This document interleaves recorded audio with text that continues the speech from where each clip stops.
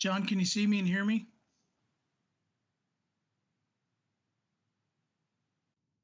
Yes, I can. Okay, thanks.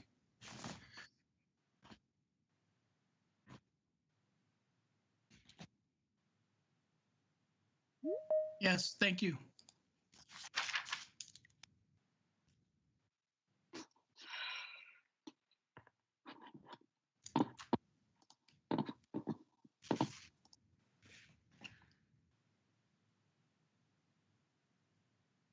So are we just waiting for Patty and Jason? I don't see them on yet.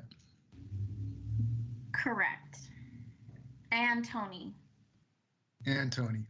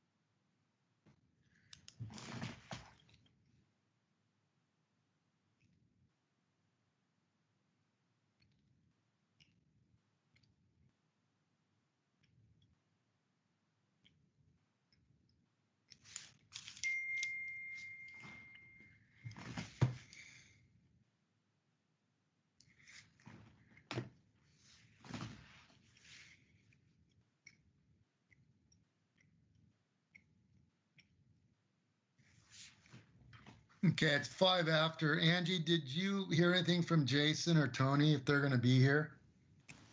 I have not heard from either. I'm gonna see if I can give them a quick call. Yeah, because it's going to be hard to run a meeting if our chair's not here. All right. 1 second.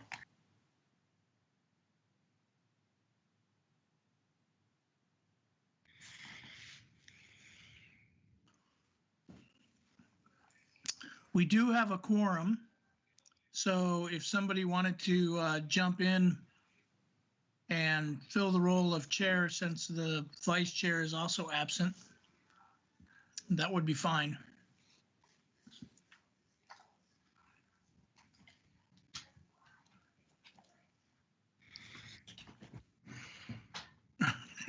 You know who I'm looking at. You're muted. Go ahead, Mike.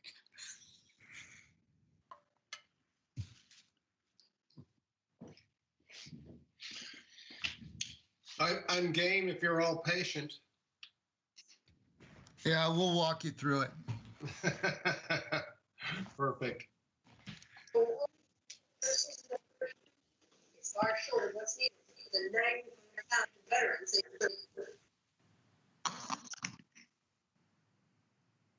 I couldn't catch whatever that was that whoever said that. So, do we want to go ahead and start? Sure. Cool. Angie, could we go ahead and have a call to order and a roll call? Of course.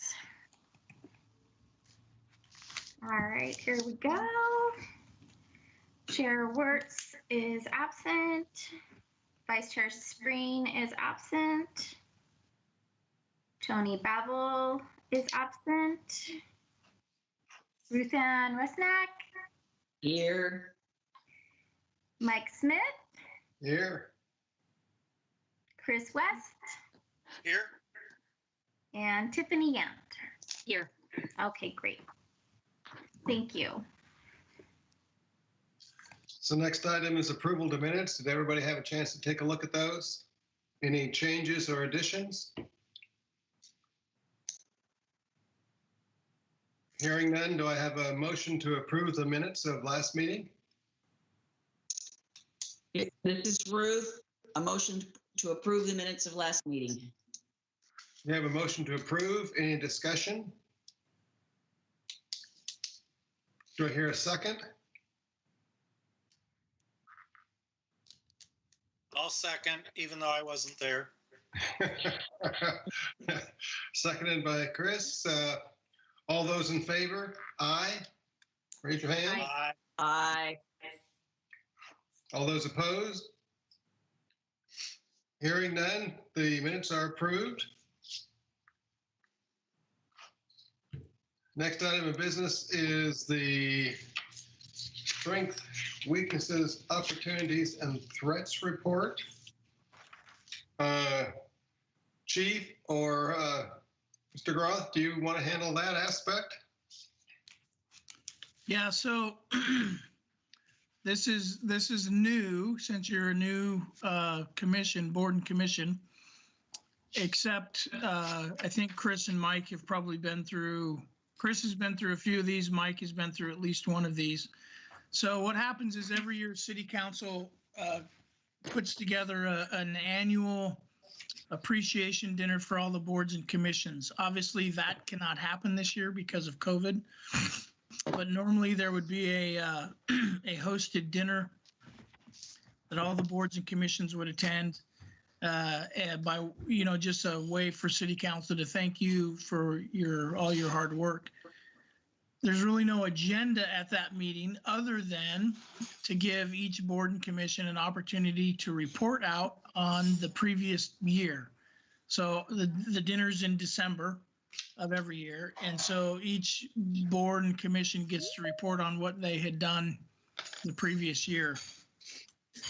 The format that is used is that SWOT format that you have in front of you, which is strengths, weaknesses, opportunities, and threats.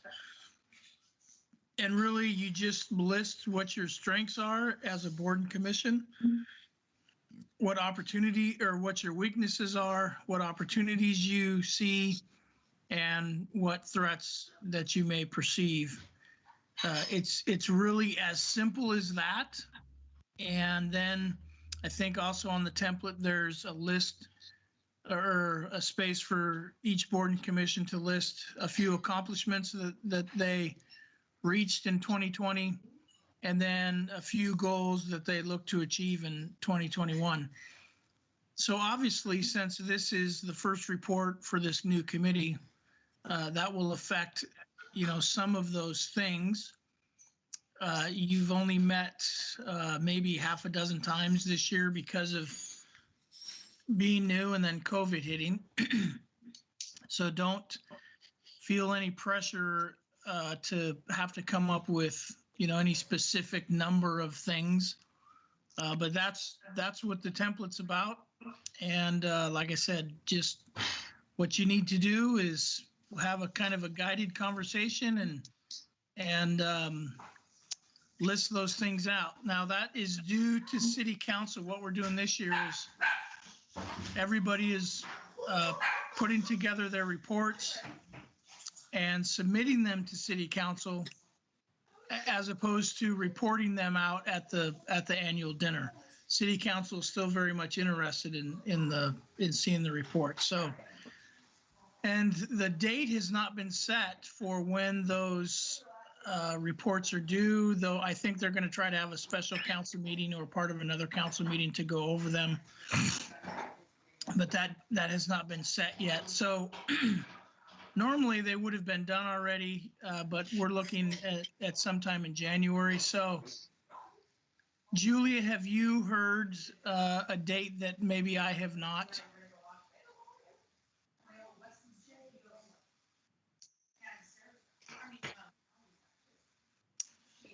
Okay, maybe Julia's muted or maybe she stepped away for a second. Okay. So anyway, the point of all that is you may be able to kind of have a discussion tonight and then formalize it at your next meeting, or you can try to get it, bang it out tonight. Either one. Your next meeting is going to be on January 14th. And there's very good chance that you would have it done in time, but I just don't know for sure. I can't give you any certainty. So it might be safer to try to get some things jotted down tonight.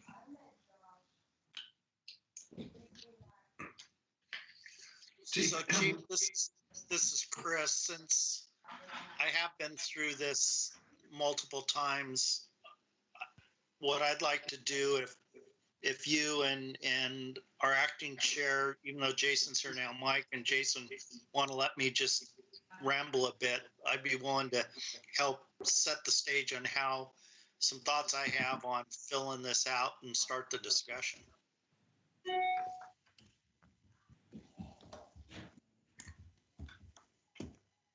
As acting chair, just now turning this over to Jason, I'm absolutely fine with that.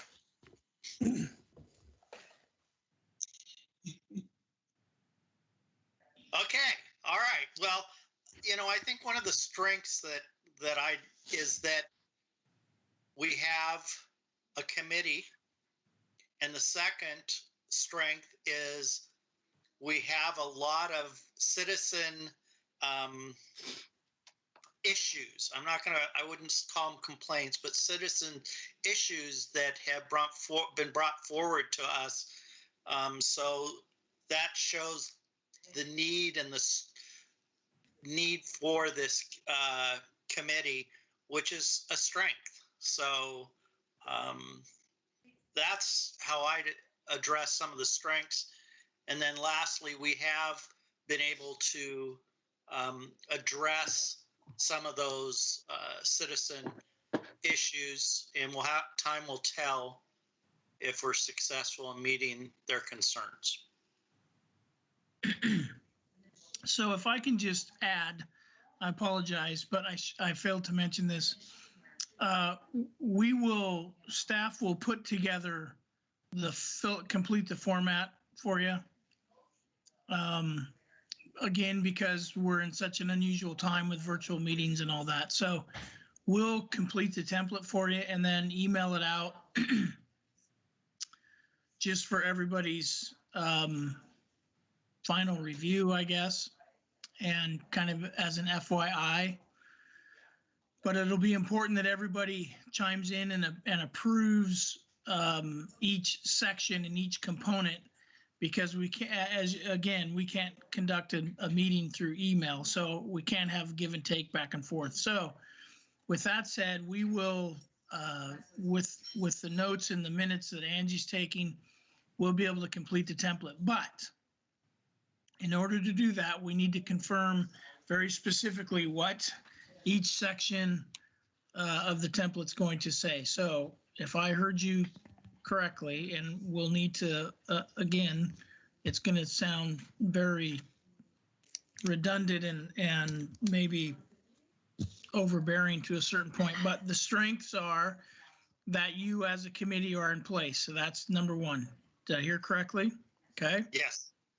Strength number two is that you are getting a good amount of input from the community about traffic issues and requests. Yes. Okay. Strength number three is that you have in fact already addressed several requests. Those Okay. were the three I had. I just have a comment there, if I may. This is Ruth. I would think that in addition to the fact that the committee exists, I think we've already become a cohesive group and are working really well and getting good input from law enforcement, the city engineer, and from Julia. I forget her title at this moment, but the cohesiveness seems to be important to me. Okay, so how about we wrap that into the first Yes. strength? Okay. Yes.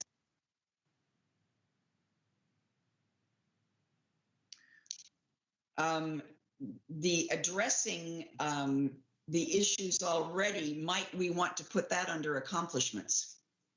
Well, you can have them listed. You can have them listed in both places. Cool. So there Go can for it. be some, yeah, there can be some redundancy. So the strength would be worded that, you know, you've, as a new committee, you've hit the ground running and have been able to address some things. And then we can maybe wordsmith it a little bit different as in the accomplishment section. Okay, unless anybody has any other ideas, I think that's fine for strengths. Any other ideas on that? Okay, so then weaknesses is the next section. Chris?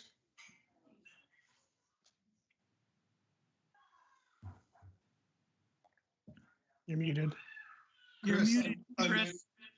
There we go. I think the one that I think to me is the number one weakness is that there isn't solutions to the many traffic safety problems. There's going to be some things that are going to be difficult to address. The tools that we have just won't, given the roads that we have or the use that we have, the weakness is we can't solve everything in a nice, clean way. Okay, so can I rephrase that by saying many issues are very complex? Okay. And again, I'm trying to capture just bullet point statements that capture the idea.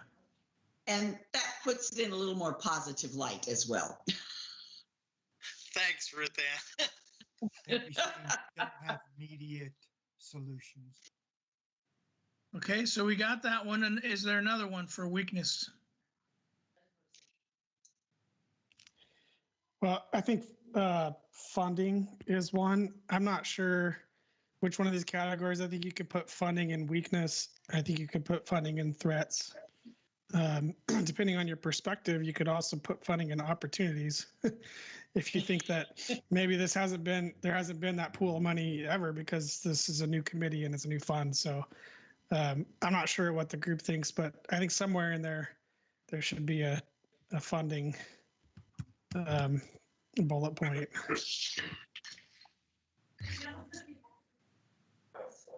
I lean towards weakness because I think in general, we're going to find that decisions that we're making when we're saying no to things may be heavily driven by the realization that that there's not enough funding to go around for every solution. Or perhaps that the lack of funding may cause a solution to be 2.5 years out. You know what I mean? Deferred. Yeah, deferred. Deferred or modified, not the first choice solution. Right. Okay, so now we've got two.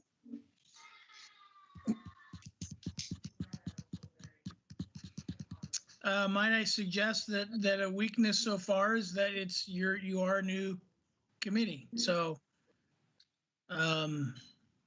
still getting your feet under you to some extent. So I'd agree with that. okay, So would I.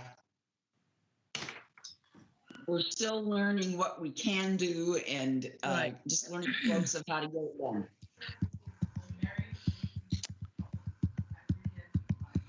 okay, very good. Then that's 3 opportunities. Let's get 2 or 3 of those.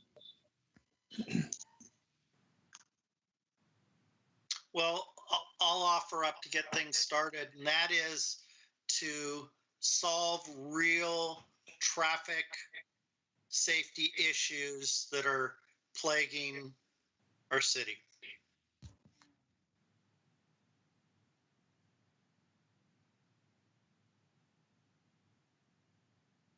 Okay, And a second one, that it's truly a citizen-driven process with the issues being raised by the citizens and a citizen-driven committee addressing it with staff support.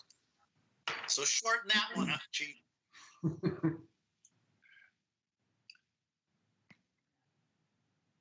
Yeah, I think another opportunity is just to increase the awareness in the community of the committee and what its role is and possibly what the committee is capable of doing.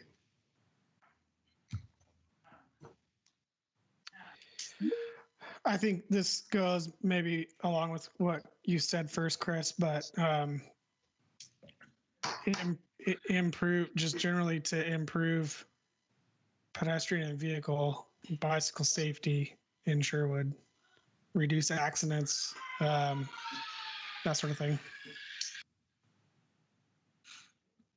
okay, good. We got 4 opportunities. Any more? I don't want to cut anybody off if there's another one, but that's certainly plenty.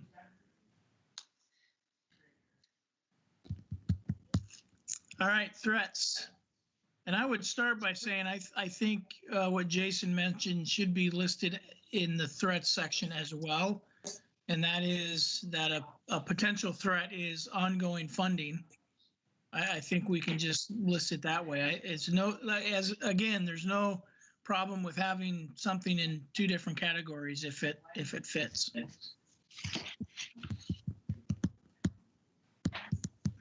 Any other threats?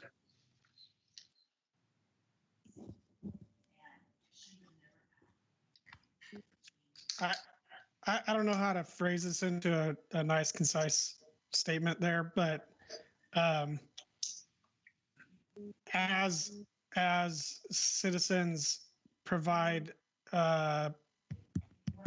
comments or bring up issues, and if the answers are no on occasion, or even more often than not, I think that a threat could be that there's a loss of backing or support or trust or faith in the group. Not saying it's realized or anything like that. I just think it's something that we could be aware of. People are very opinionated, and just you can't please everybody, and so trying to figure out how to play the role that we're supposed to play here, speaking on behalf of the greater citizens here. Maybe, Jason, I like that. Maybe the threat is you can't please everyone. It's perfect. Right. I wish I thought of that first.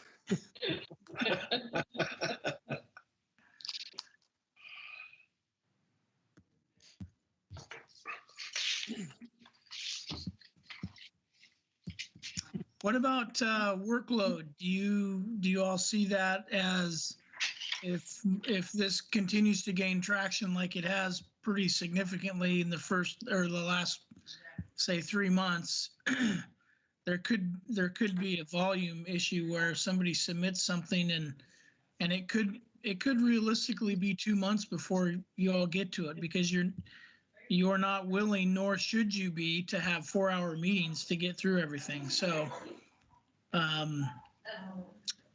what are your thoughts on that? I would agree with that. And I think it pertains all to us, but also to the city staff, because I know we've sent Bob and his staff out on a lot of research projects, and I don't know kind of what the bandwidth is on them being able to do that in great masses.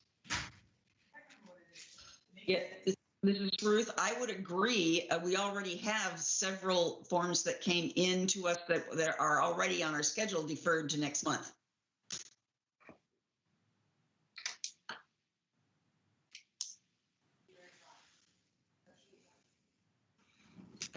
Okay.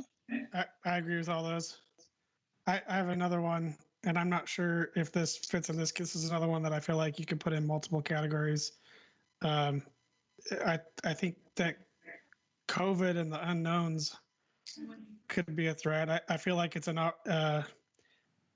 I think it's something that we've done well at.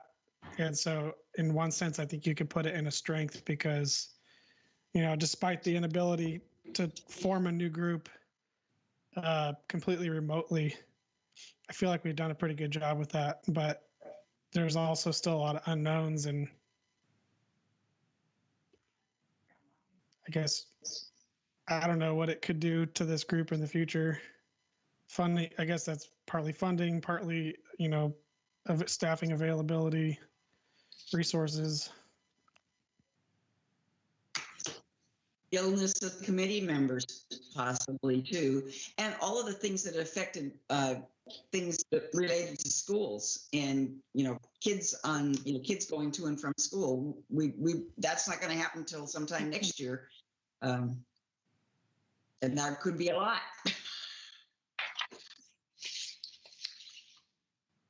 Yeah, let John and I work on that one. I totally get, I think, the intent and the thought behind it. So we'll try to wordsmith that without just saying COVID.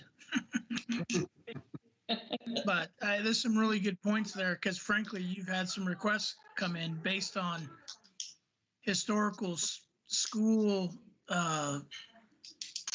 pedestrian student interface, and now the reality is that doesn't exist, and nobody knows when it will exist again. And so it's kind of hard to to measure that and gauge that and study that when the situation, the circumstances don't exist. So I think that's a very good point.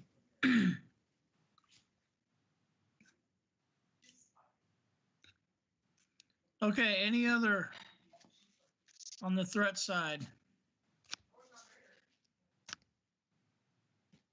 All right, well, that's good enough. Chris, if you said something, you're muted again. I just saw your lips move. I like it. Okay. I apologize. I don't have the template right in front of me, but there is the accomplishments and stuff is on that, right? Yes. Okay. So let's come up with, say 3 or 4 accomplishments or whatever works. We have put out signs. Sherwood goes slow. Tony, we can hardly hear you. I'm sorry. Can you try to? Oh, we put out the signs. Yeah, the traffic safety signs. Yeah, I agree. So that's a good one. We'll get that down. Prior to today, I counted up that we had received 8 complaints, and we have completed 4 of those. And then what did I see? I counted up that we have 4 pending, and then we've got 6 new ones. But we've moved forward on and completed our requested response on 4 of 14 complaints received in this year. So why don't I just we'll gather the data and we'll just list the data in terms of as an accomplishment. Good.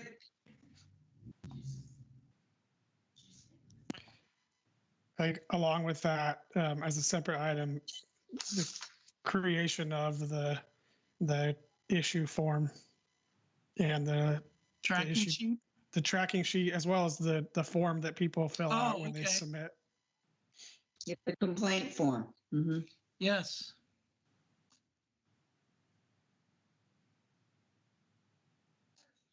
Okay, any others?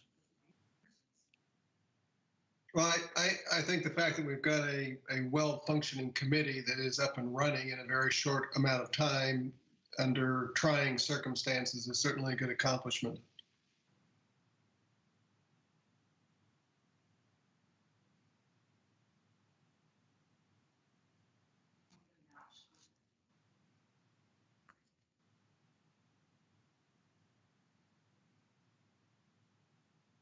Okay.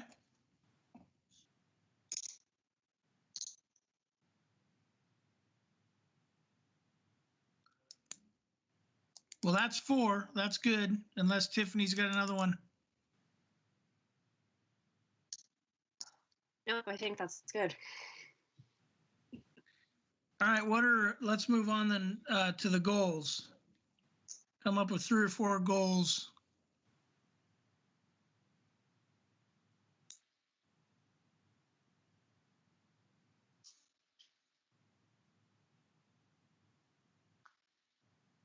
How about to continue to address issues and concerns raised and be timely in our deliberations?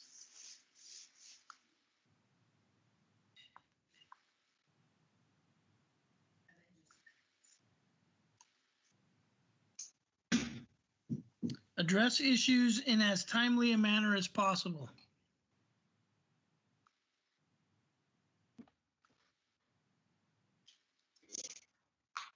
Okay. Maybe a grandiose, citizens feel safe to travel, drive, walk, bike in the city. I don't think that's grandiose at all, Tony. That's good. So I'll put increase a sense of traffic safety as a result of committee's work.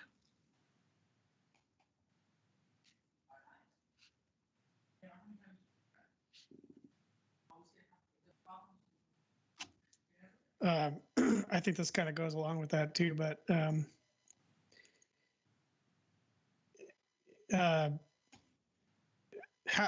citizens feeling like they have a voice or know or are knowledgeable about the avenues to share their thoughts, and that it'll be heard.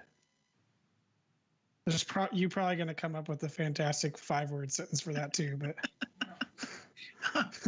I'm working on it. I'm not there yet.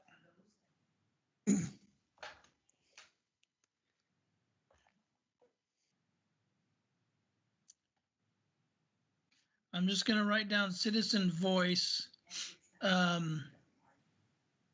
input. I'll have to. We'll work on that one. I know exactly what you're saying. I just got to come up with something. We should probably have an education-based one too, and that's one of our main objectives, right?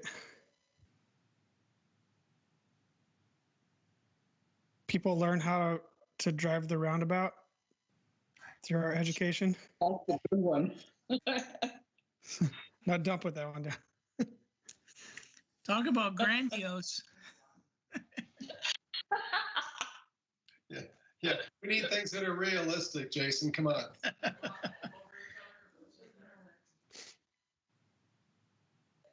Well, it says 2 or 3 and you have 3. So I think if, again, for a new committee, I think this is a pretty good report.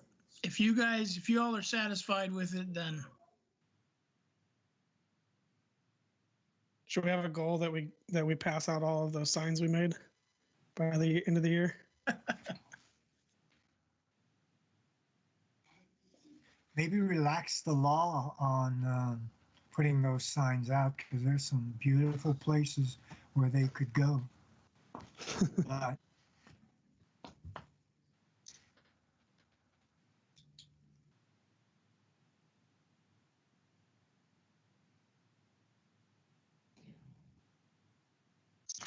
How many do we have left at this point? Anybody know?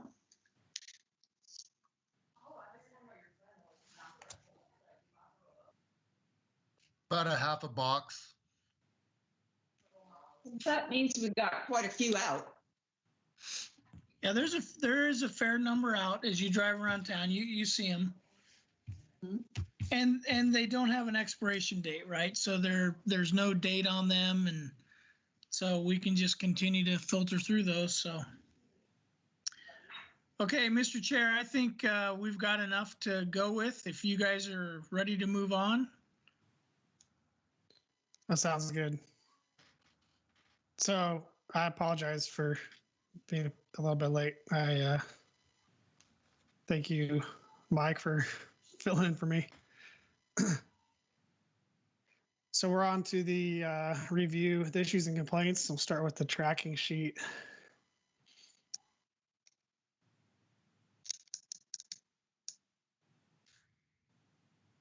Are there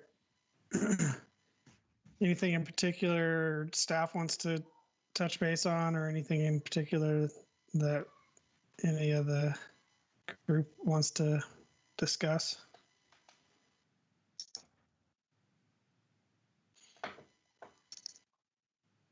on this tracking sheet, Correct.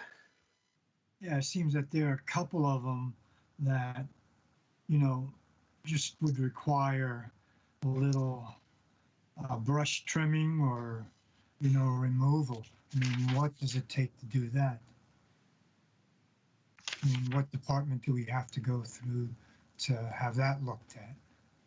So, oh, go ahead. That would be Public Works. That's something, if that's what you guys decide to do for those complaints, we can get a hold of Public Works, have them come out or go out there and check on those shrubs. So I think we're going to go through the items that are on the agenda tonight, and we can discuss those specific ones. If there's something on the tracking list that's not on the agenda that anybody wants to talk about, I guess this would be the time to mention it, and we could see about if it's quick, do it now, or add it to the agenda, or bring it up next month. Or if there's just any corrections or anything like that anybody has, concerns. I think some of the things on the agenda are going to, or some of the things on the list are for the next meeting. Some of them we haven't discussed yet that are going to discuss tonight.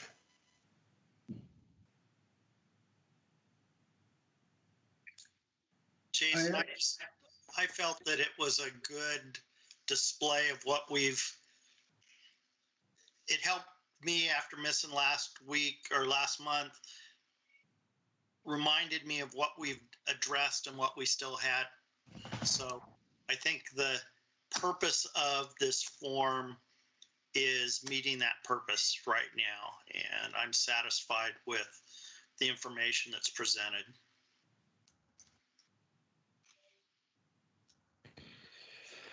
On some of the pending ones, I am interested in 007, the parking issues on Lavender Place. And maybe Captain Carlson can let us know if the extra patrol has resulted in any conversations with the neighbors or that type of stuff. So that's a good segue into our first issue item. That is the number 2 under issues is the parking issues in Lavender Place. So maybe if you want to answer that question, we could dive into it. Sure. So since the last meeting we had, the police department did 2 things. First of all, there was an issue with the basketball hoop in the roadway. And we went out there and contacted several of the residents. And what we were told was the owner of the basketball hoop has since moved. and just left the hoop there. And at this time, no one's really taking ownership of it. So we're trying to figure out, well, let me go back. So we're asking if no one owns that hoop, if someone will take ownership of it and move it out of the roadway. And that's kind of where we are right now. If no one takes ownership of it, then we'll look at other means of removing it. But we're trying to get someone to just take ownership of it right now and get it out of the roadway. The second issue is the no parking. We did extra patrol. We had a day shift and a swing shift officer scheduled to go out there and check on any illegally parked cars in the no parking zone. And since the last meeting, we've had 0 cars that they observed that were illegally parked on that street. So that's kind of where the police department is with 007 right now. Do you think, Chief, that that's because of communication from the department to the neighbors? Anybody have any idea why they stopped parking on the side where they weren't supposed to park? Well, since we had officers there during day and swing shift and officers knocking on doors to find out about the hoop, I think just the presence of us there really helped out with them not parking on the wrong side of the street. Good. Good old education. Yes. Do you feel like that addressed the issue, or is it going to come back? My experience with those is once we stop coming around, usually the problem shows back up. So I guess the next question would be in kind of in line with city engineer's report, do we need to do something like add some no parking signs next to the end of the road or anything like that? Is there a recommendation from staff?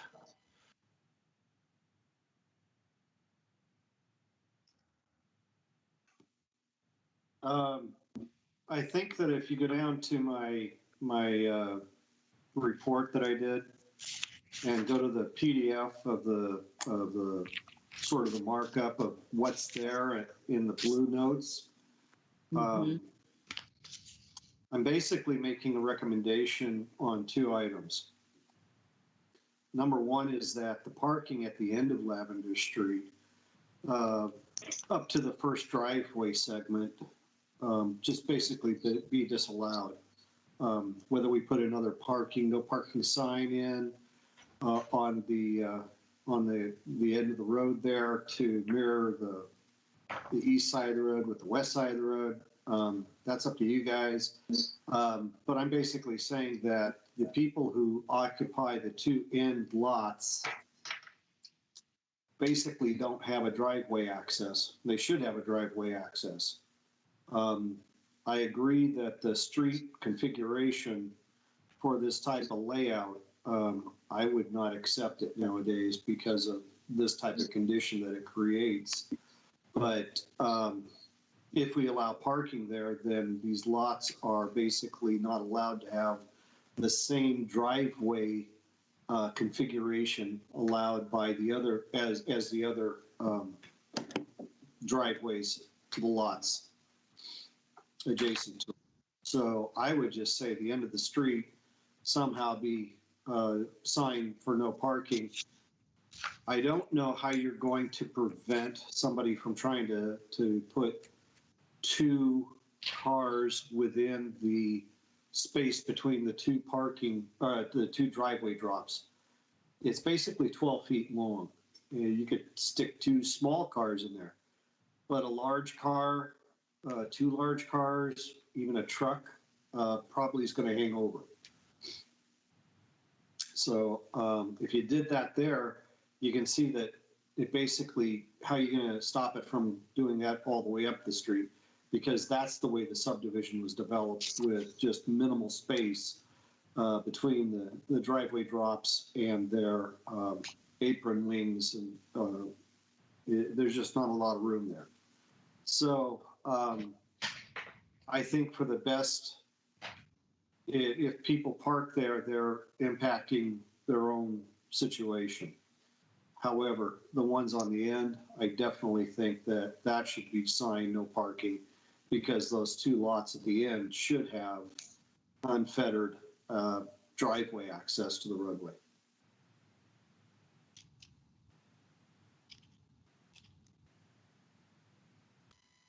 So if I could restate, your recommendation would be to do some sort of no parking delineation on the west side Up to the first driveway. up to the first driveway. It says no parking in that zone. The east side is already marked no parking. You can't park on the east side anyway. But the west side should mirror the east side up to the first driveway on either side. They should be the same. Does the city, do you know if the maintenance folks have a preference of paint versus a sign in a scenario like this? I mean, it wouldn't be that much paint, so it'd be pretty minimal to do that, but Paint sometimes has no regulatory authority. No parking allows the police to do something, if I'm correct. John, you could probably answer that better than I can. Yeah, that's correct, Bob. I mean, the best way to deal with that would be the signs. so then we would put a no parking sign just south of the last driveway on the west side. Or north, I guess you could put it north of that driveway, but it's somewhere over there. Whatever's the easiest way for us to limit the parking access and basically keep it offline. That makes sense, yes. Okay. Does anybody else want to have any discussion? You have any thoughts? Makes sense to me. Makes sense. Bob, is there a cost estimate on that? One sign is $250. I would say go for it. I agree. Okay, someone want to make a motion? I move that we put the signs in to enforce the no parking at the end. Second. Okay, any discussion? With that, let's take a vote. All in favor, say aye. Aye. Aye. And all opposed, say no. All right. So now we've got 2020-008, request for blinking yellow light at Crosswalk, Sunset, and Woodhaven.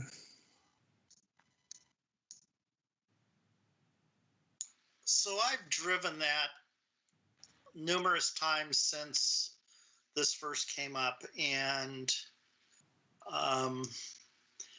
when you're coming from 99 east on Sunset, there's the crosswalk, there's a school crossing sign at the crosswalk right there. I guess that's Woodhaven, where the Y is. And there's no other signage till you get past that and it says end of zone. And I think the concern is when you're coming off of 99 onto Sunset, that first sign hits you real quick. And then you got a long distance before and around the corner in the trees before you hit that other crosswalk, that other school crosswalk. But it's signed well in both directions. And I'm, with the amount of trees too, I'm just not sure about the flashing lights. It's not like where we have them in other parts of the city. So And then there's the whole notion of right now we don't have school. So I'm mixed on it. I've looked at it and driven it, and I can see where after people start making that bend heading east, that other crosswalk hits you and you don't think you're still in the school zone, but you are till you pass the end of zone sign.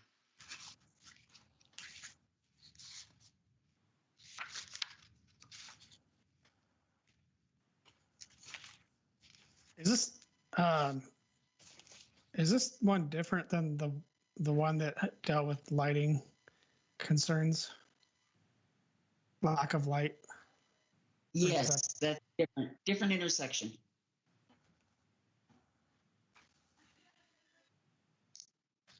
Am I mixing them? No, we've had two. 002, I believe, is asking. Oh, yeah. 003 is asking for a flashing crosswalk sign at Sunset and Timbrel. Okay. I am mixing them then. It's the same segment.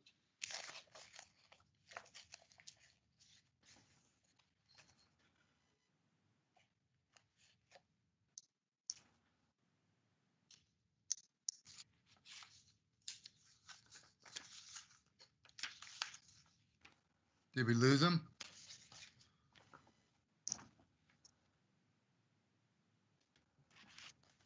I'm trying to flip back and forth between screens here to get my head wrapped around which one we're looking at.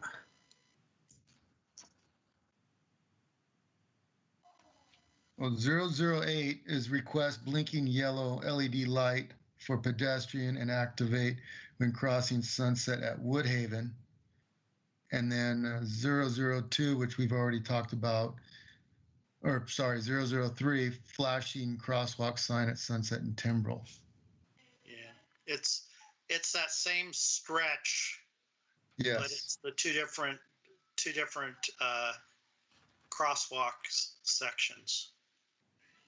So we discussed this last time, and the feedback that we had given at that time was to have sight distance checked and evaluate lighting from a engineering judgment perspective. Is there any feedback on that from staff?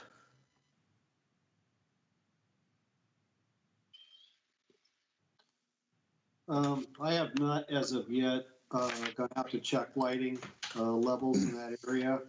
I've made a recommendation that we purchase a light meter so that city staff can do it. Otherwise, we have to go to our contract transportation engineer for the city and pay a lot more money to have them come out and do a lighting study. So I'm still waiting for feedback from the committee and Jeff, whether I'm going to be able to get a lighting meter so that I can work on these type of issues of lighting and intersection, basically visibility. Wasn't that approved last meeting? Or am I getting meetings mixed up? We didn't talk about purchasing a light meter. We just talked about kind of taking a look at the site and just from a judgment perspective, providing some feedback on the lighting. I drove it. It was last month. I drove it in the dark, and I remember my thoughts were that the lighting seemed reasonable, but I think the leaves are off the trees, and so maybe that made things better. So I would be in favor of just kind of postponing this one for multiple reasons. That waiting for a light meter, if the city is going to get one, that'd be great. And then also just because school's not in session. Well, and number 12 is also related, coming up later, related to the amount of light at the corner of Sunset and Ladd. So that light meter would be useful. I think there's a lot of places in town where lighting at crosswalks is could be better. Mhm.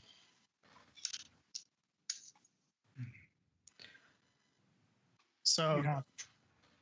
does anybody want to? Traffic, Go ahead. Sorry, Tony. you have traffic coming off 99. You're going to have traffic from the Y. You're going to have traffic going to the school. That's, this COVID thing, it's going to be gone at some point. So looking a little bit forward, I'd say a flashing light at that point, busy point, is a good thing. Warrants at least a hard study. I think the city has plans to do a bigger intersection improvement there. Bob, I think you mentioned that last time. That is a capital improvement project, but it hasn't been put into the 5-year funding source yet. So those funds haven't been identified, and the project hasn't been moved up. Yeah, because you've got, as people are coming off of 99 onto Sunset, just before that crosswalk, you've got the merging from 2 to 1 also. So there's a lot going on before people hit that crosswalk.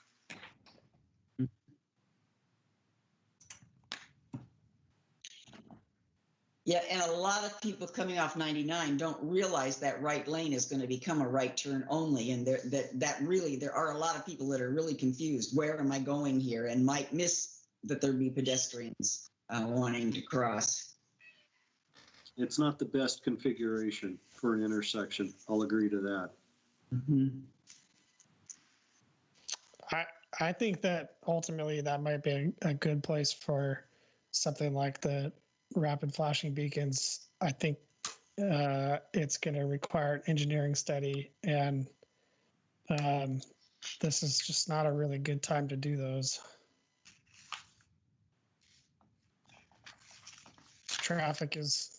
Vehicle and pedestrian traffic is not normal.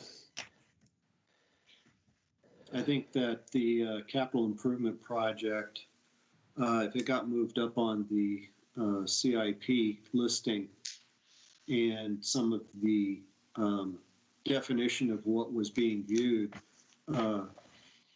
looked at to see if it should take care of any transportation, including pedestrian issues along with the CIP project. Again, that's a fairly expensive project, and I don't think you'd be able to do it on $100,000 that's allocated. But you could make a recommendation through the city council to start looking at that in a more weighing against other projects to see if it's actually a higher priority for the city to be working on.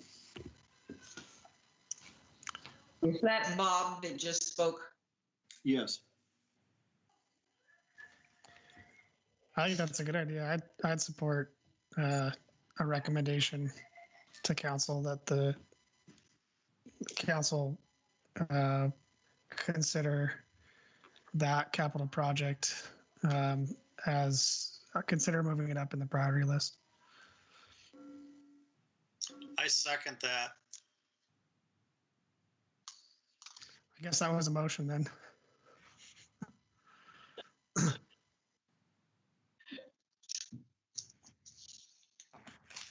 That works for me. Does anybody want to discuss that?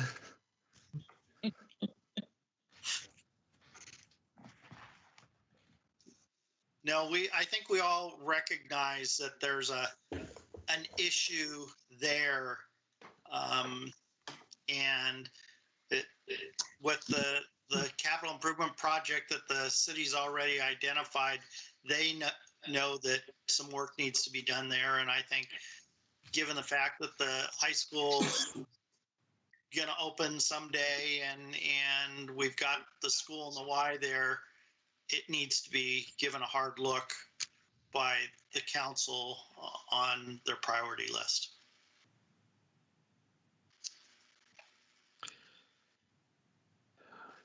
All right. Well, let's take a vote on that. So I guess maybe I need to clarify the motion that we're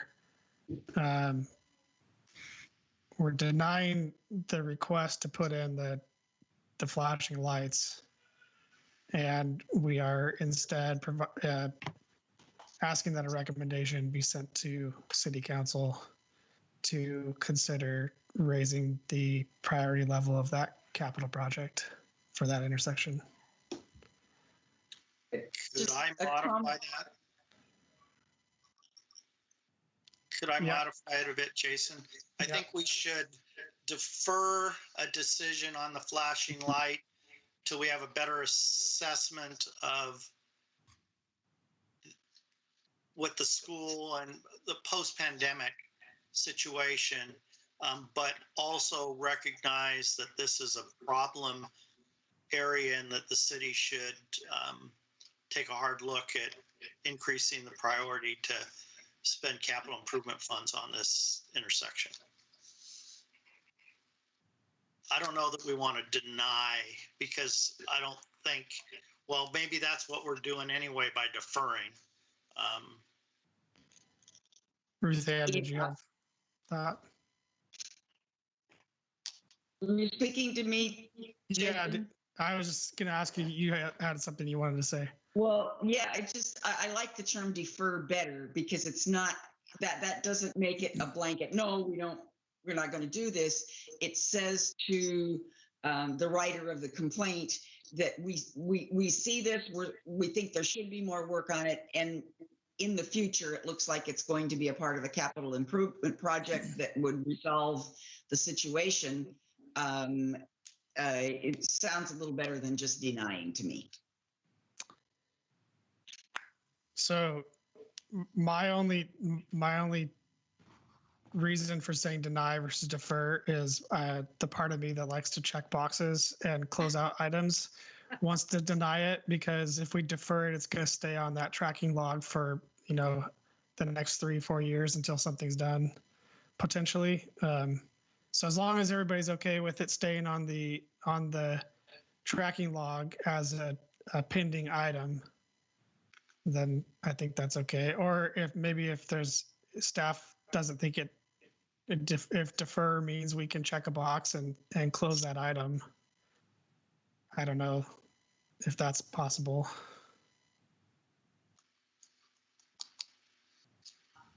So I will interject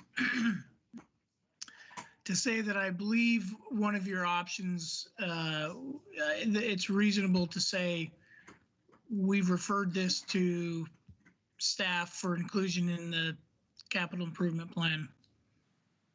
And certainly Julia, I assume, I see her here, I assume she has heard the discussion, and she and her team, Bob and his budget, they would be responsible for putting together the CIP so they can pass the recommendation on. And I think I see no reason why you can't close this one off, so it's not hanging on the tracking sheet as something you have to do, because you've referred it and your intention is that it be addressed, but it's not something that you can address right now because it's already on the city's radar, if that makes sense. Yep. I agree with you, Chief. So basically, thank you, Julia. So basically, anything over $100,000, we are going to refer to the city council. And anything below that, we're going to have to meter out how we see best for the city. But 100,000, that's anything below that we can do. Anything above that's going to be referred. Yes and no. So I think right now the city budgeted an initial $100,000 for traffic calming. So I think that's true. If there's something that you said, hey, somebody's asking for this and we want to do it and it's going to cost, and Bob says, yeah, you're probably looking at $250,000, probably not going to happen, right?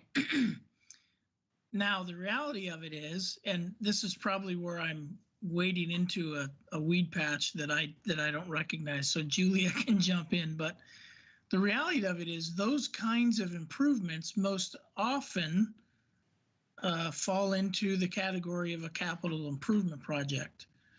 So the other nuance to this is there could be something that's identified that the city, that has not been on the city's radar, but that's probably less likely than the reality of somebody bringing something to you that you discuss that is a major project that it's probably already going to have been identified by the city potentially.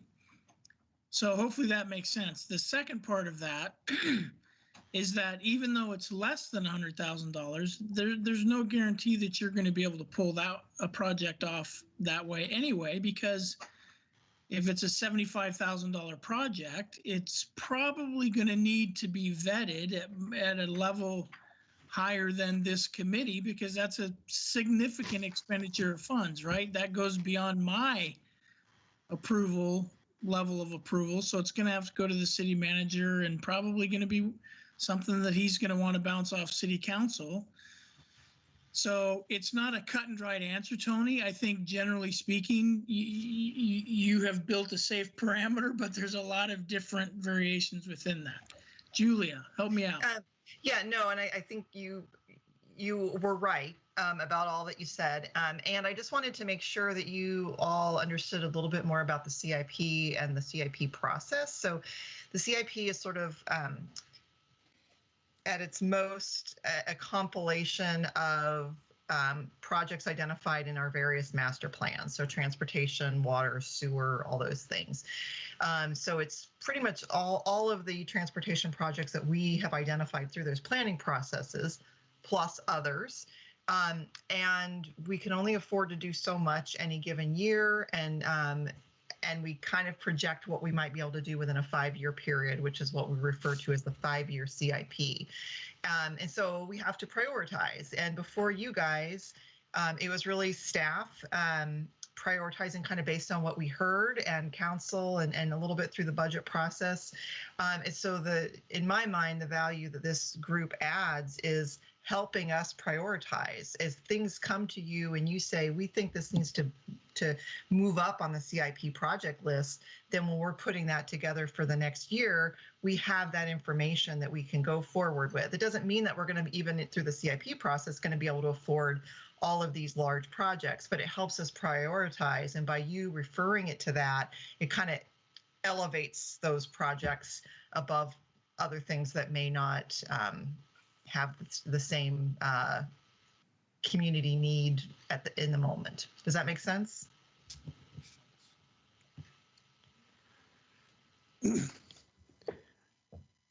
So what does our motion need to say? Do we say we approve it by recommending that it be addressed through the capital improvement program planning?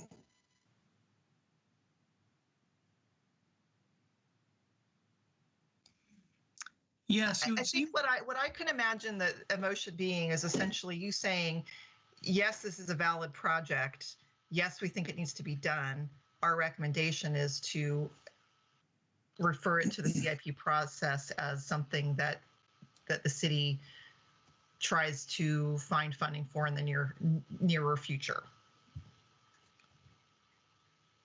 Does that, Jeff, do you agree with that? And or John? And or Bob? Yes, I do. That was essentially what I was going to say. Is I think you're actually approving it, right? Here's the reality. You've received 2 complaints about that stretch of roadway regarding pedestrian safety within 100 yards, I suspect, roughly of one another, and the requests are pretty much identical. You all have agreed, based on the dialogue and the conversation that I've listened to, that those are probably significant needs. It's hard to measure right now because we don't have the school crossing. However, based on everything that you've got, your own experiences, so on and so forth, I think it's safe to say that you're agreeing with the request and see the need. However, you now have the information that it's also been identified by the city as a potential CIP. And so you're approving the request and forwarding it to city council and the budget committee through the CIP process and city staff. But Chief and Julia, the request was for flashing crosswalk signage. And what we're doing, it's my understanding, is we're accepting the concern and elevating how to address it to the capital and capital improvement project to solve it. So Exactly. if I can jump in here, I went back and looked at the form that we created just to remind myself how these get closed out. There's approved. We can also check approved with modification, or we can deny. So I think that I feel comfortable that we can say approve with modification, and the modification is that we acknowledge the issue and are referring it to city council to consider in the capital improvement program budget. And maybe I'll just call that a motion. I second your motion. Okay. Anybody thoughts on that one before we vote? So are we addressing 003 and 007? Good question. We are addressing 008 right now, the request for blinking 008. yellow light. And 003.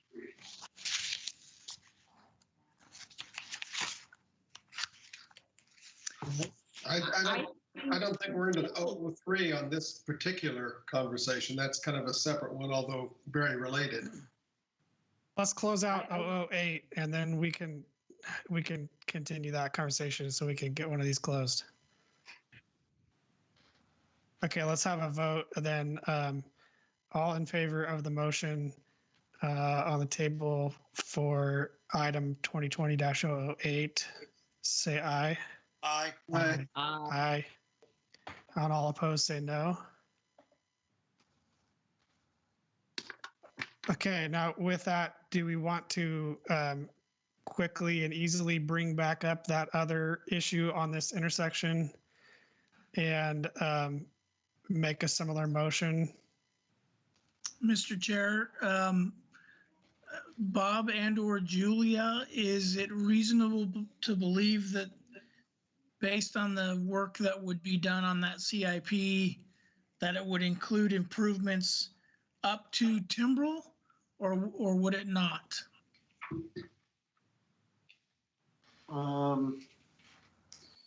Both Timbrel and Woodhaven are listed as individual CIP projects. Depending on funding, depending on, how much both projects cost, I don't know. Undetermined right now. All I know is they're both listed as separate projects. Yeah, we'll need to scope those and think about, what we can afford to do, and think about that more. And we haven't even started that process for next fiscal year yet, so we need to think about that some more. So is the group okay with us just moving along on the agenda? I do have a question with 004, just in terms of checking the box. Since we recommended that be added to the CIP list, would that be a similar approved with modification as we did with 008?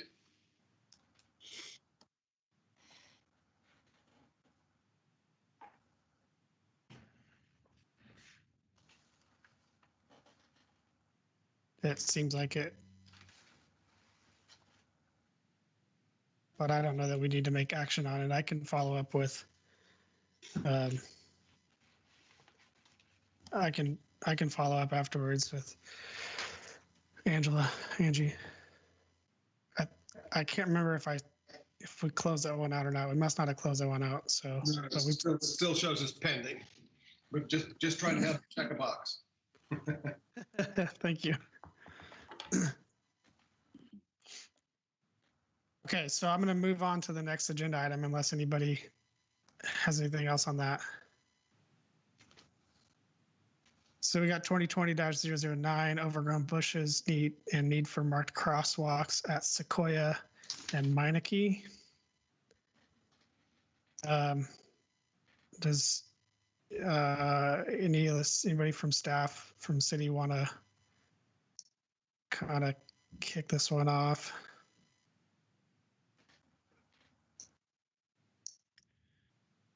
So that's kind of a unique intersection there. The sidewalk's kind of recessed away from Meineke. I'm guessing maybe 8 feet, maybe even 10. I think that was the issue for the crosswalk, at least. I'm just assuming, because you drive down the road and the crosswalk, like I said, is recessed from Meineke, so you kind of don't even know there's a crosswalk there till you cross it. And then the bushes, the sight line there, I think maybe Bob can address that a little bit better, but those bushes are getting mature and getting kind of tall. So that sight line down Meineke towards the old high school, new middle school is kind of difficult. I did an analysis of this at Joe Gall's request about a year and a half ago. Basically, the sidewalk veers south away from Meineke so that a utility vault, electrical utility vault, could be established. And I think if you look at the picture in the attachment with the big truck, you can see the pedestrian walking down the ped ramp there with the vault in the background, and there's a good 2.5 foot difference in elevation. The vault sits very high. Along with that, it's not low growing bushes, but the big Doug fir trees and stuff like that that are planted along that edge of the roadway that create more of a sight distance issue, and the fact that you have low hanging branches that obscure the vision, and the trunks are very large. And then when you get them all lined up as you're driving down the road, you don't see a single trunk. You see multiple trunks all acting as a single trunk. So it's very wide and creates a very good wall against seeing anybody trying to cross the road there. I could, what I'd like to do is to bring that report back up online, review it again, maybe update it, and then present it at the next meeting to sort of give you an idea of what we were looking at that time. There's some issues with putting in a pedestrian crossing, a striped sidewalk. If you think about it, the stop bar for the stop sign is clear up at the intersection, fairly close to the intersection. The ped crossing is, 10, 12 feet back. A car stopping at the stop bar is actually stopping with its rear end within the ped crossing, and it would be legal. If we put the stop bar clear back behind the ped crossing, you're not even there at the intersection where you should be. So the configuration, the physical configuration is just wrong. And changing it means we'd have to pull out that utility vault, and that's not going to happen. I did have some, as I remember from memory, I did have some ideas about signage that would at least alert drivers more so than what we have down there right now. But again, what I'd like to do is bring that report back up, review it again, and then basically submit that to the committee next month. And Bob, I don't know when that report was done, but it may have been done before that the new subdivision that just went in there was under construction. So, but that subdivision doesn't change the configuration at all. That intersection has not changed at all. No, I'm just saying that there's going to be a lot more traffic issues there because of that subdivision. Right. Yeah, there will be the conditions of who uses it and how much of the use. I wasn't looking at the numbers of people that use it or the number of cars that go up and down. I looked at the physical configuration of the intersection just relative to where's it located, what's the sight distance clearance, what are the issues involved with being able to see pedestrians from a vehicle before you turn the corner. How would that work? And what might be some solutions to at least slowing cars down, warning them of the crossing, and making pedestrians more responsible for just not running across there without stopping. But again, I'd like to pull that report back up and look at it before and possibly submit it to you next month. And in the meantime, Tony and I will go put some "slow is the way to go" in Sherwood signs up there.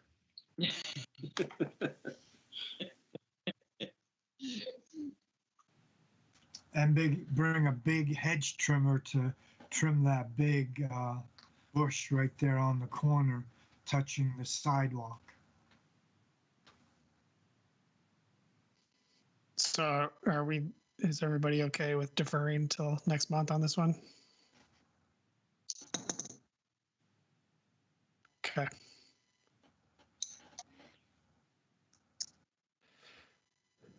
All right, so we got 2020-010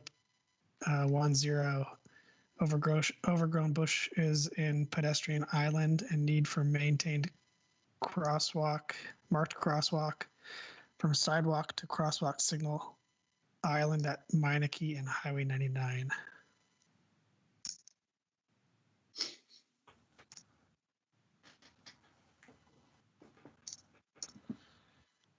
So again, maybe someone from staff wants to kind of give us a brief thoughts on this one. So I think that's the same kind of issue. They have these low growing, I don't know what they're called, like pine trees, shrubs. And when they get mature, if you're in a car seeing towards the Y on 99, it does obstruct it. I drove that several times. So I don't know if City Works, Public Works can get out there and just trim it down, and that would solve the issue. Except for the fact that there is no crosswalk marking on the section. If you guys are looking at the same picture I am, there's a shrub in the foreground, and then there's shrubs on the island, and there's no crosswalk marking in between there out to that pedestrian island. And it's difficult to see right now because of all the construction that's happening at that intersection. But it would be a lot better I think, if there was a crosswalk painted on the street, as well as either removing or lowering that bush. I agree. I would caution about trying to do striping improvements without first knowing that that's ODOT right of way. They will tell us what we can and can't do. The simple bush maintenance, I think, Public Works could probably deal with that. And ODOT won't even bat an eyelid because it's something they don't have to deal with. But if we're going to go out and start striping crosswalks and things like that within the highways right of way, we can check with them definitely that is an option, but we aren't just going to go out and do it without their okay. What about having staff reach out to contacts at ODOT and with something from the traffic safety committee, kind of backing it up, requesting that ODOT provide that striping, knowing that they might say no, but can we try that before we consider city funds for it? Sounds like a good idea to me. I don't see why not. I know they might say no, but I also know that pedestrian safety and crosswalks and ADA accessibility are all very hot topics for them. And if they get some pressure from a citizen group through the city staff, maybe it get something done. I think that's a doable request.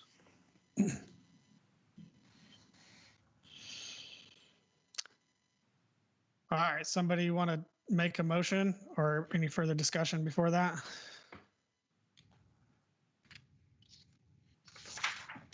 Or would you like me to check in with ODOT, see what their response is, at least on the striping portion, before you make a recommendation or a motion?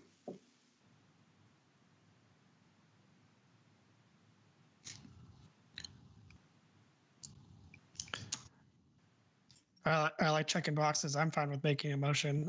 I suppose if they say no, then you'll come back and say they said no, and we can reopen it. Well, here's something to consider. I just want to reiterate what Bob said. We're really not in the driver's seat there. So if they come back and say no, it's really kind of a done deal. You as a committee reopening it, there's nothing you could do.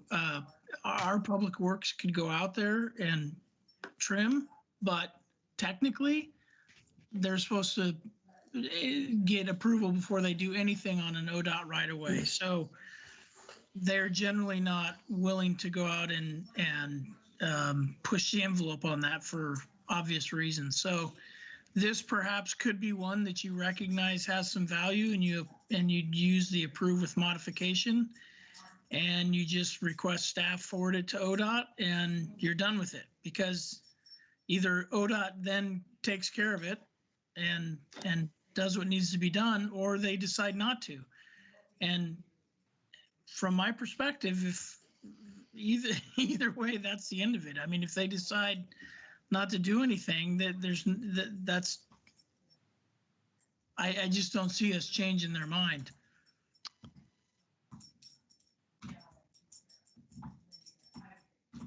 So just food for thought. Ruth Ann, you're muted.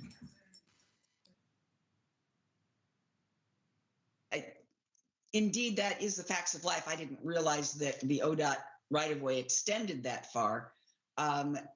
That seems to me to be an appropriate response to the citizen who brought this up. We agree it's an issue.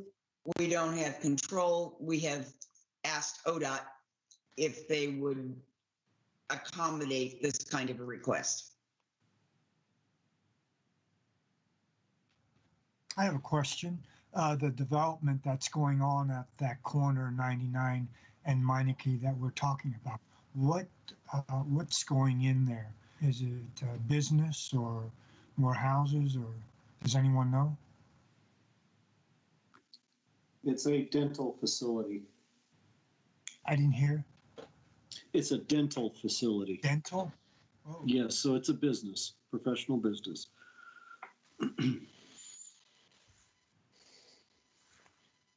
I just was thinking it would add more to the argument if, there was something that really generated, traffic, foot traffic, more foot traffic.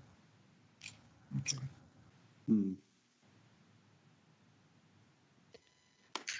So just that I'm clear with, would we then be referring this on to, we're saying we agree this is an issue, we're referring it on to ODOT with a request that they trim the bushes and do crosswalk striping.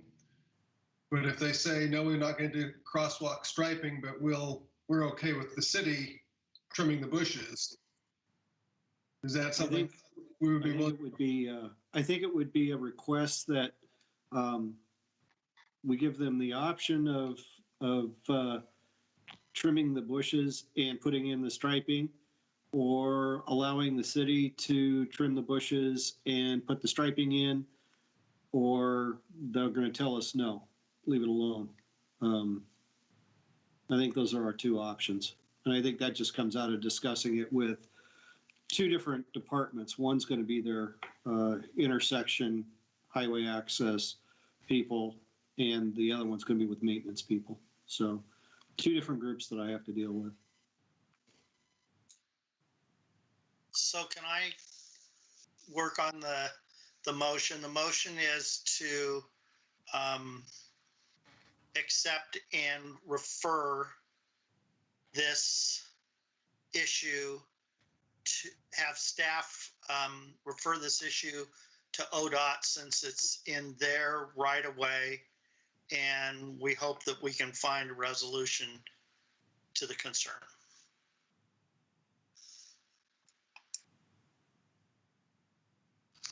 And kind of add a modification or amendment to that the request would be that staff work with ODOT to request crosswalk striping and to coordinate with ODOT for landscape maintenance. A second. Or can I think someone needs to second your first one. Maybe I don't know if I can do that as a chair, but I'll second your first one and amend it. Now you can second my amendment.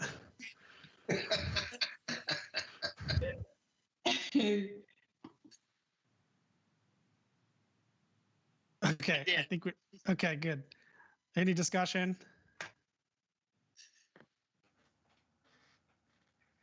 All right, let's take a vote. All in favor, say aye. Aye. Aye. And all opposed, say no. All right. So now we are on to a citizen comment, which is also an item 2020-011, concern on Huntington Lane in Yorkshire, parked cars visibility. I guess my first question here is citizen comment as opposed to just an issue that comes up. How does that work? Someone call or sent an email in ahead of time or something? So this Yes. Go ahead, John. Sorry. Yeah, so this is going to have to be read into the record. That's the difference.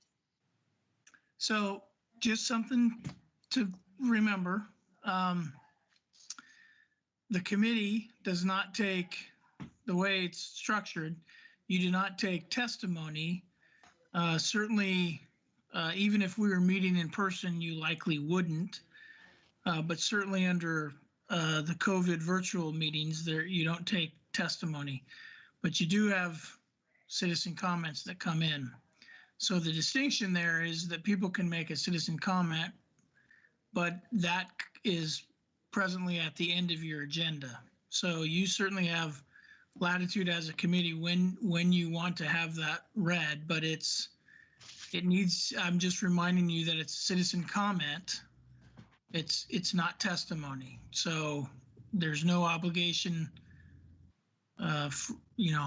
with regard to taking testimony on these issues. If that makes sense. Okay, so I didn't understand it correctly. So we have an item on the agenda 2020-11. In addition to the agenda item that we're discussing, there was a citizen comment to go along with that. Yes, and I think what staff was trying to do was just let you know that it was related to that item, but it should be considered citizen comment,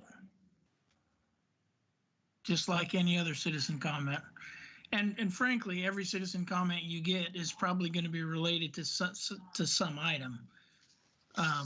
But I'm just reminding you that there is no testimony. You don't receive testimony, you just receive citizen comment. And again, you have complete latitude of when you want to have the citizen comments read.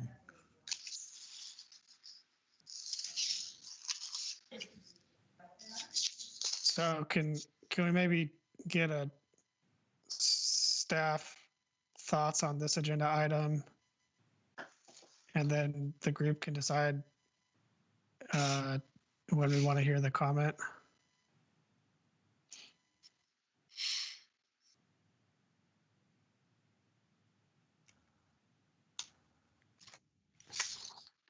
You want our opinion or?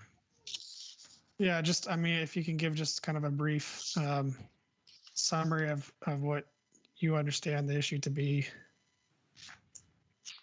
and your thoughts on it. So this is complaint 0011. It's basically extend the no parking zone and or curbs painted red. Visibility issue at Huntington Lane in Yorkshire. Cars are parking basically all the way around the turn lane, this roadway there. I believe there's pictures that are in your packet that show how cars are parked around that intersection and the visibility issues.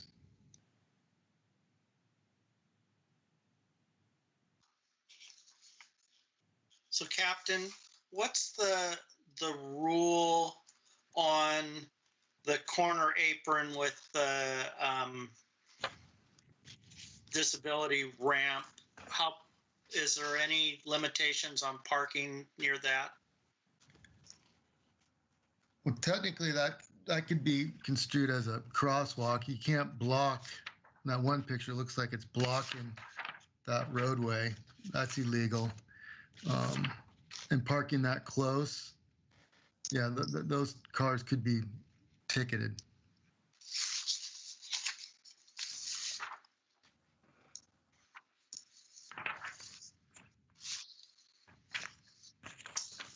We had a similar situation in North Wilsonville where I work near the Mercedes-Benz dealer, and the Mercedes-Benz dealer is doing such great business. They're forced all their employees to park on the street, and they were parking right around the corners, and we had visibility issues. And down from that is that fancy sports car place, which likes to have people test drive up into that back cul-de-sac. And after years of complaining to the city of Wilsonville, they put no parking signs back from the corners, and it's worked. So that's more of that is a business area, not a residential, but given my experience there, I can see this as being a big concern and an issue, especially when you've got kids. We don't have too many pedestrians because it's just people going to their cars to go home. But it is an issue when people park around the corners. So if I can just add to what John had said on I think it's the second or third picture.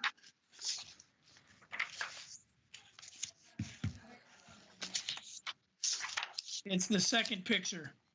It shows a little four-door blue car with the back of it is actually in the roadway.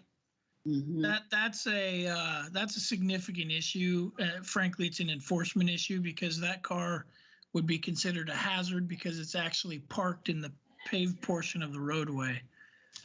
So that is not, from our perspective, that's pure and simple an enforcement issue.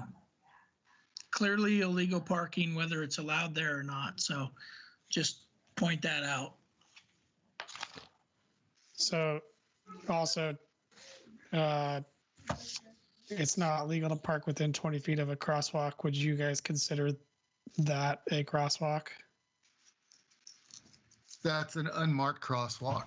Yes. So it's possible that a first step could be enforcement. We could do what we did at the, that other complaint, is I could do a focus patrol, have officers go out there and educate the motorists on the proper way to park and where to park and how to park. And then I would, report back next month. This is Bob. I'd like to note that if you see the yellow little inset in the driveway or in the sidewalk crosswalk area, that's an ADA ramp texture. So they're basically also parking not just within a crosswalk zone, but they're also inhibiting an ADA route, which is, I think, even more of a serious issue that should not be allowed.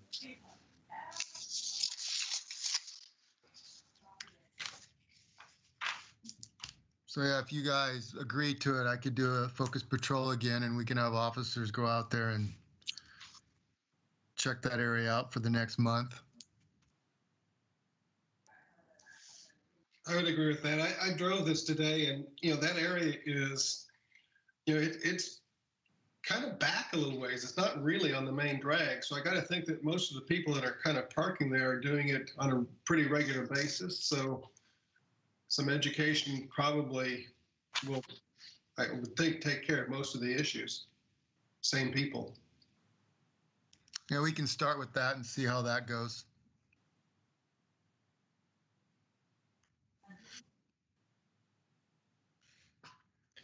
Or do we want to just pin that one until next month?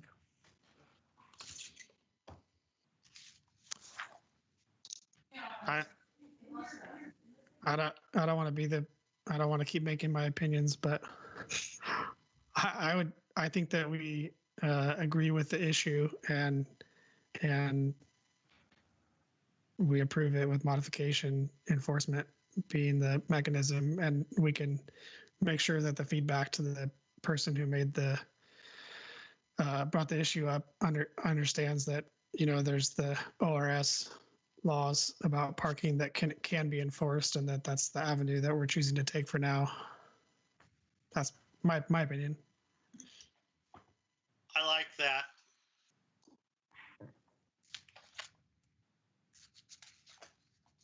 All right. Is that a motion? I'll move that we approve with modification related to enforcement using the tools that the department has, and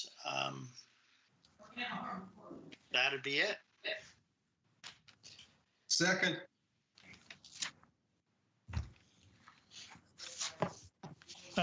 Before we vote and close this one out, does anybody want to have the citizen comment read aloud? I see that it's actually in the agenda.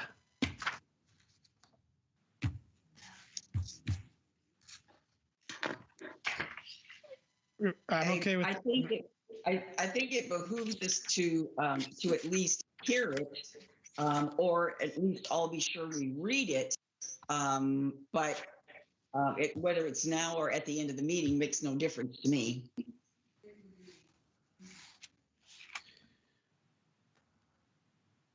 All right. Well, let's go ahead and vote on the motion that's on the table. All in favor, say aye. Aye. Aye. Aye. And all opposed, say no.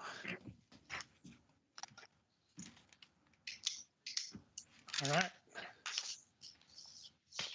Making some good progress tonight. Last one, we've got 2020-12, additional street lights at Crosswalk at Sunset and Lad Hill. I have opinions on this one. I drive that frequently. It's close to my house, so I won't speak first. Well, I think there's only one light there, correct? Actually, there are two lights. On Sunset right there, if you come down Lad Hill and cross Sunset, that immediately turns into Main. and there's a light on both sides of Main. So there are actually two lights there, but they're not overly bright. I mean, they're the kind of the old-fashioned, you know, on a tall pole with a little bulb. You know, they're not the new bright modern ones. But honestly, from my perspective on that intersection, I think that's a god-awful intersection, because if you're heading west on Sunset, you're coming downhill, a pretty steep hill, with a stop at the bottom. And I've seen people just roll through that, not recognizing that it's a stop, or come screeching to a halt and end up halfway through it. You know, I think it's one of those intersections that a flashing light would be a really good thing there. I don't think the issue really is lighting so much as just people don't realize it's a stop.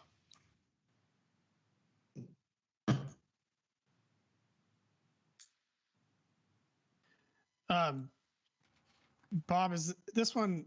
It seems like I remember seeing this is on a in the TSP long term, maybe for like a signal or something like that. Does that sound right?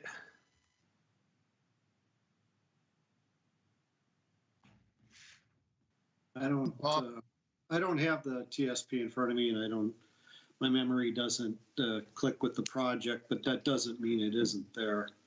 I know that we're doing a crossing at Main update, but this is down at the corner there at Lad Hill. I think there is a project in the TSP that includes pedestrian improvements, but I don't know if it includes a signal. I really don't. Sorry. I could find out and let you know. I live in the neighborhood near there and go through that intersection multiple times a day. And like Mike said, I've nearly been hit with somebody almost blowing that stop sign coming down that hill. But with regards to pedestrians, I don't see it as much of an issue, because 9 months out of the year, there's crossing guards with the school there continuously. And anybody that lives in the area knows that that's a heavily used pedestrian. My biggest issue always has been people coming down, heading west.